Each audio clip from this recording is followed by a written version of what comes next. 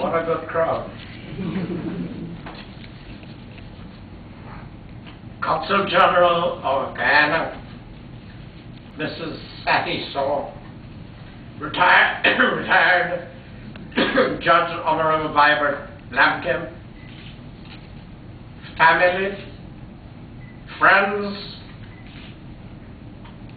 all of you of Guyana and of the Caribbean and of the Commonwealth. Book launches are not really occasions for authors to speak. The book has spoken for them, has spoken for me. Yet a few things remain, and some do bear repetition. For this occasion itself, in this diasporic setting, I thank all those who have made this launch of Glimpses of a Global Life possible. The Consul General herself, Mrs. Sloan, Judge Lampkin, my sister-in-law, Shridath Ramphal, and the multitude of you co-opted to the organizing task. Thank you all. There could be no group nearer to me in Canada than you all, here in Canada. Itself a center of much of my global life, much of the life to which the book speaks. I am, of course, especially grateful to my friend Vibert Lampkin for the interest he took in the book as it unfolded, and for his insistence that it should go forth from a gathering of this kind. And of course, I am doubly grateful to him for his generous words just spoken of Glimpses of a Global Life. And let me say how pleased I was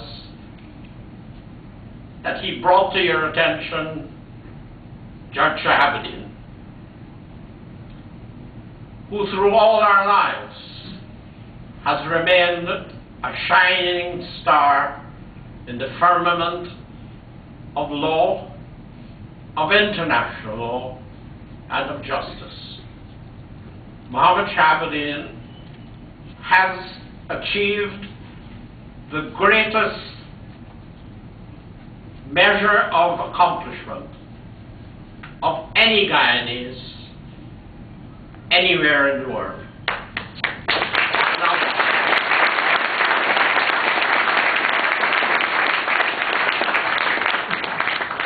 There are, of course, many benefactors who I have acknowledged in the book, like my brother, Shridath Ramphal, and I will not do so again here, save for two persons who unfortunately are not here tonight. My daughter, Susan, and her husband, Sir Ronald Santos. Without them, and rather especially without Ron, although I know they would both deny this, I could not have launched this memoir now. To members of the family who are here and who are here in spirit, I say a special word of thanks for their encouragement and for their help in myriad ways. To them all. The dedication of this book to my great-grandmother is a dedication to them too. Having said thanks, let me add a word of apology. There is so much more I could have written about. So many others who shared my global journeys that I could have written of. Alas, this book is big enough. It will take another book to do it all. It must suffice for me to plead that these are glimpses only, and to hope that in their own way they may conjure up, especially for those who share them, some of the things that are left out. But from what is here in this book, let me share with you a few short passages. The first is of a matter on which Judge Lampkin has touched, but I read of a different aspect. And before I actually read from the book, I must preface it by a few words condensed from the book itself.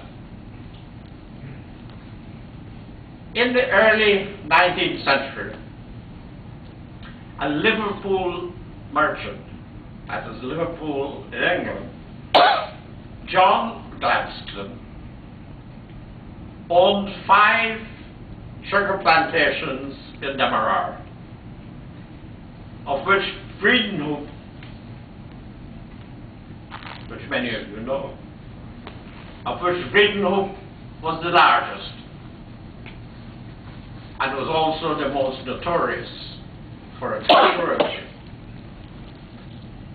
John Gladstone's son, William Gladstone, was to become one of Britain's greatest prime ministers. But John Gladstone's slave, Jack Gladstone, was really the son of Quamina. Quamina, the leader of the 1823 Demerara slave rebellion. Quamina's son.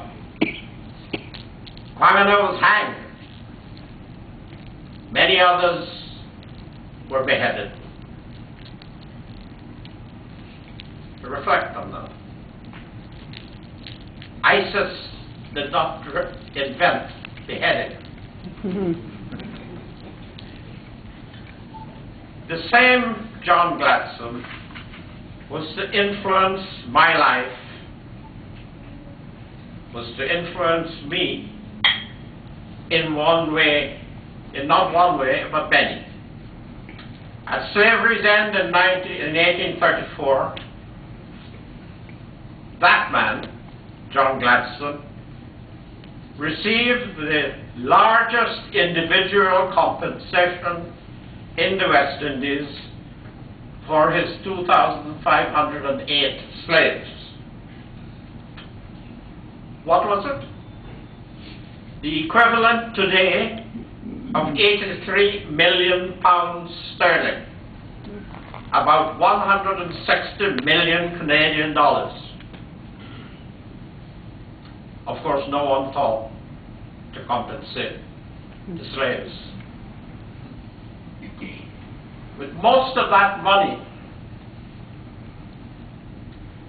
well, not most, perhaps a pinch of it, John Gladstone bought a London residence, which he later bequeathed to his Prime Minister's son, William, at 5 Carlton Gardens. Remember that address. 5 Carlton Gardens, London. It was about 200 yards away from where I launched this book in Marlborough House, as you've heard, 2 weeks ago. But that was not all. To keep Friedenhoop and his other sugar plantations going,